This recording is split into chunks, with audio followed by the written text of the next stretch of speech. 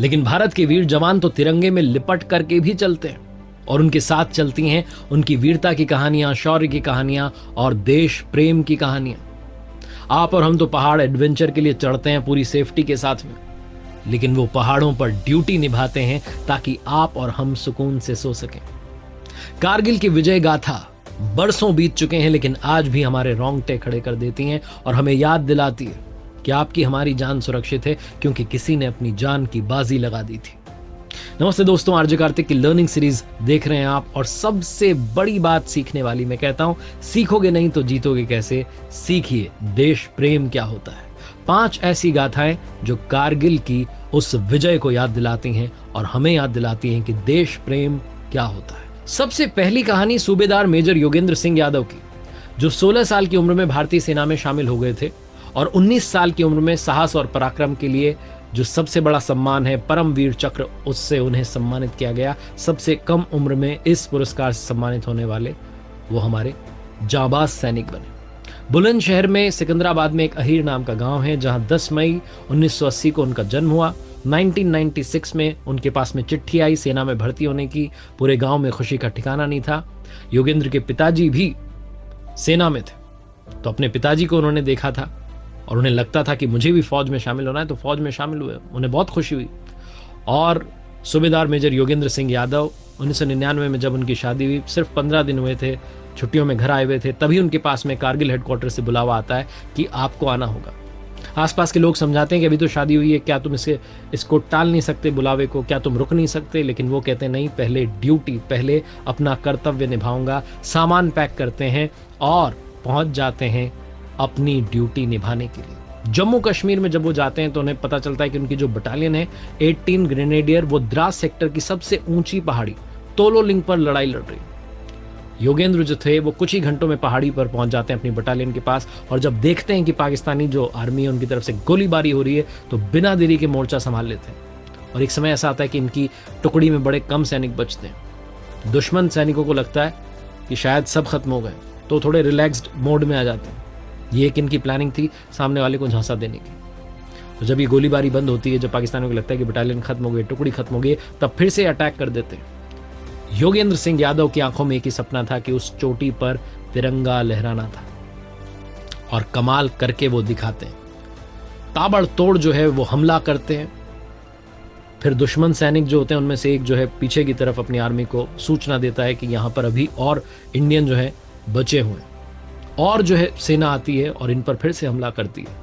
इस हमले में बताया जाता है कि 15 गोलियां उन्हें लग चुकी थी, लेकिन वो लगातार लड़ते रहे और इनफैक्ट नीचे वालों को लगा कि शायद वो शहीद हो चुके हैं, लेकिन वो पहाड़ी पर से खिसकते हुए नीचे आए और अपनी बटालियन को पूरी सूचना दी कि वहां चोटी पर कितने सैनिक हैं, क्या लोकेशन है। जब उन्हें अस्पताल ले जाया जा रहा था तब भी वो लोकेशन और सारी जानकारी अपने सीनियर्स को दे रहे थे। ये योगेंद्र सिंह यादव की वीरता का कमाल था कि भारत ने टाइगर हिल्स पर तिरंगा लहरा दिया था। दूसरी कहानी है कमांडो दिगेंद्र सिंह की। राजस्थान में सीकर जिले की नीमका थाना तहसील के गांव में इनका जन्म हुआ। इनके जो फादर थे वो भी भारतीय सेना में शामिल रहे। 1947-48 के युद्ध में उनके जबड़े में 11 गोलियां लगी थी। उनके पिता का नाम था शिवदान सिंह जी। अपने पिता के नक्शे कदम पर चलते हुए दिगेंद्र भी भारतीय सेना में शामिल हो गए। 2 राजपुताना राइफल्स में ये शामिल हुए थे। अलग अलग जगहों पर इनकी पोस्टिंग रही थी। जब कारगिल में युद्ध छिड़ा तो इनकी यूनिट को कहा गया कि 24 घंटे में आपको कुपवाड़ा जो है पहुंचना है और फिर जो है मोर्चा संभालने के लिए तैयार रहना। इनको जो जिम्मेदारी मिली थी वो मिली थी द्रास सेक्टर की तोलोलिंग की जो पहाड़ियां थी उनकी बर्फीली चोटियों को दुश्मन सेना से मुक्त करवाने की। और ये एक ऐसी जगह थी जहां हमारी जो भारतीय फौज की 3 यूनिट थी वो फेल हो चुकी थी। तो ये चढ़ाई शुरू करते हैं, रात के सन्नाटे में चढ़ाई पूरी करते हैं 12 जून की रात को। और पाकिस्तानी सेना को जो एक बंकर था उसमें दिगेंद्र एक हथगोला जो था वो सरका देते हैं। जोर का धमाका होता है और जो अंदर होते हैं वो सब मर जाते हैं। दुश्मन सैनिकों पर यह बड़ा अटैक था। इनका तीर जो था एकदम सही निशाने पर लगता है। पहला बंकर खत्म हो चुका था। उसके बाद में आपसी फायरिंग तेज हो जाती है और इनकी टीम ने पूरे 11 बंकर तबाह किए थे। दिगेंद्र अपनी वीरता को लेकर आगे बढ़ते रहे, दुश्मन सैनिकों पर लगातार हमले करते रहे। और ये दिगेंद्र की वीरता का कमाल था कि तोलोलिंग की चोटी पर भी तिरंगा लहराने लगा था। हालांकि जो दिगेंद्र थे वो अपनी जीत से ज्यादा एक्साइटेड नहीं थे क्योंकि उनके जो अपने साथी थे उन्हें खो दिया था। बहुत घायल थे, रो रहे थे। इसके बाद उन्हें कुछ याद नहीं रहा। जब उनकी आंख खुली तो वो श्रीनगर के जो आर्मी हॉस्पिटल था उसमें भर्ती थे। और तब जो हमारे प्राइम मिनिस्टर साहब थे अटल बिहारी वाजपेयी जी, उन्होंने पीठ थपथपा करके कहा था कि वाह मेरे कलयुगी भीम बेटे, तुमने 48 को मारा, 2 को और मार देते तो हाफ सेंचुरी लग जाती, तुम नॉट आउट रहे। उनके इस कंट्रीब्यूशन के लिए भारत सरकार ने उन्हें महावीर चक्र से सम्मानित किया था। तीसरी कहानी है कैप्टन गोगोई की। कैप्टन जिंटू गोगोई, जिनका जन्म हुआ आसाम के गोलाघाट जिले के छोटे से शहर खुमताई में और 17 गढ़वाल राइफल्स रेजिमेंट में अपॉइंटेड थे। 1999 में जम्मू कश्मीर जो एरिया है वहां पर अपॉइंटेड थे। इंडिया पाकिस्तान के बीच में जब कारगिल युद्ध छिड़ता है तो 12 दिन पहले इनकी सगाई हुई थी और सगाई की छुट्टियों के लिए गए हुए थे, लेकिन यूनिट से बुलावा आता है और इन्हें वापस बुला लिया जाता है। कैप्टन गोगोई जो थे पूरे स्टेट के लिए, आसाम के लिए, वहां के यंगस्टर्स के लिए एक इंस्पिरेशन बन गए थे, क्योंकि कारगिल वॉर वो समय था जब आसाम में भी अशांति चल रही थी।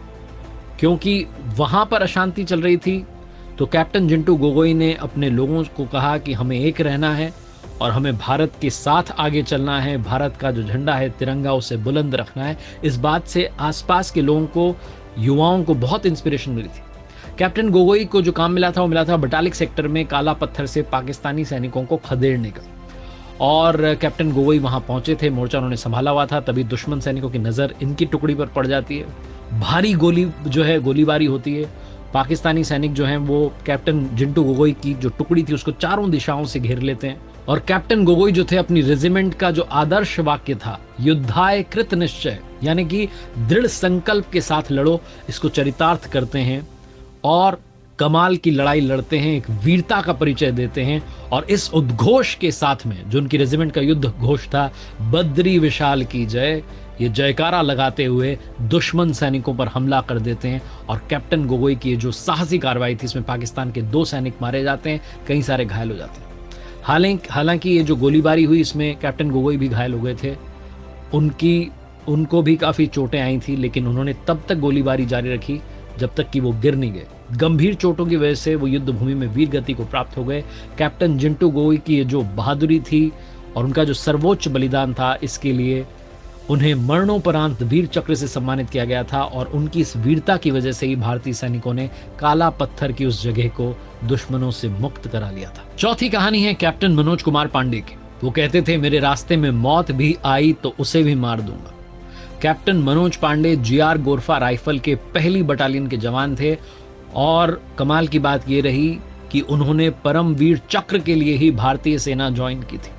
जब एनडीए का इंटरव्यू हो रहा था, उनसे पूछा गया कि आप आर्मी क्यों ज्वाइन करना चाहते हैं, तो उन्होंने कहा परमवीर चक्र के लिए। और उनके इस जवाब से वहां जितने लोग बैठे थे सब शॉक्ड थे, क्योंकि परमवीर चक्र जो है मरणोपरांत दिया जाता है। और मनोज पांडे साहब ने कहा कि मुझे मालूम है कि मरणोपरांत दिया जाता है, लेकिन मैं इसे जीते जी पाना चाहूंगा। 1999 का जो कारगिल युद्ध था उसमें ये भी पहुंचे थे। इनकी टुकड़ी को भी ऑर्डर मिला था कि आपको जाना है और दुश्मन सैनिकों से लड़ाई लड़नी है। एक पर्सनल डायरी ये लिखते थे जिसमें इन्होंने लिखा कि अगर मेरे फर्ज के रास्ते में मौत आती है तो मैं कसम खाता हूं कि उस मौत को हरा दूंगा। 24 साल की उम्र में शहीद हो गए थे और इन्होंने अपनी मां से वादा किया था कि 25वें बर्थडे पर जरूर आऊंगा। आए जरूर थे, लेकिन तिरंगे में लिपट कर आए थे। गोरखा राइफल के पहली बटालियन के मनोज पांडे कारगिल वॉर में लद्दाख के बटालिक सेक्टर में तैनात थे और जुबार टॉप जो था उस पर कब्जे के लिए अपनी जान की परवाह किए बिना दुश्मनों को इन्होंने धूल चटाई थी। दुश्मनों की भारी गोलीबारी के बीच भी आगे बढ़ते रहे और कंधे और पैर में गोली लगने के बाद ये दुश्मन के बंकर में घुस गए और सीधी लड़ाई में इन्होंने 2 दुश्मनों को मार गिराया था, उनके बंकर को नष्ट कर दिया था। बहुत तकलीफ में थे लेकिन इसकी परवाह नहीं की थी। आखिरी बंकर तक पहुंचते पहुंचते बुरी तरीके से घायल हो चुके थे। 3 गोलियां मनोज पांडे के हेलमेट को चीरती हुई उनके सर में घुस गई थी और वो शहीद हो गए थे। हालांकि ये सब जब उन्होंने किया तब तक वो अपनी बटालियन के जवानों के लिए मजबूत बेस तैयार कर चुके थे और गोरखा राइफल के बाकी जवानों ने दुश्मन सैनिकों को फिर चुन चुन कर मौत के घाट उतार दिया था। परमवीर चक्र पाने का जो कैप्टन मनोज पांडे का सपना था वो पूरा हुआ, लेकिन मेडल पाने के लिए वो दुनिया में नहीं रहे।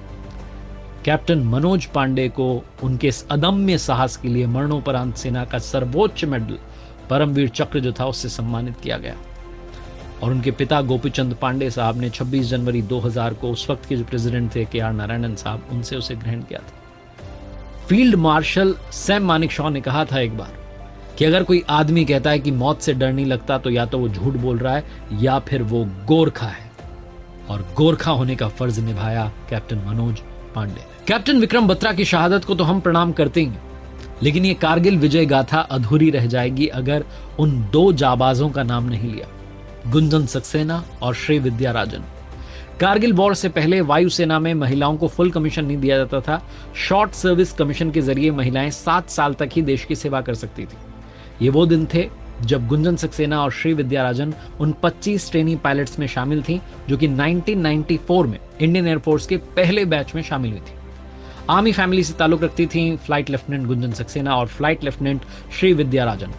कारगिल के युद्ध में उन्हें भी मौका मिला देश के लिए कुछ कर दिखाने का। 1999 में कारगिल युद्ध के दौरान जब उन्हें मौका मिला तो इससे पहले तक उन्होंने कभी फाइटर प्लेन उड़ाया तक नहीं था, लेकिन जब युद्ध हुआ तो सेना को पायलट की जरूरत पड़ी।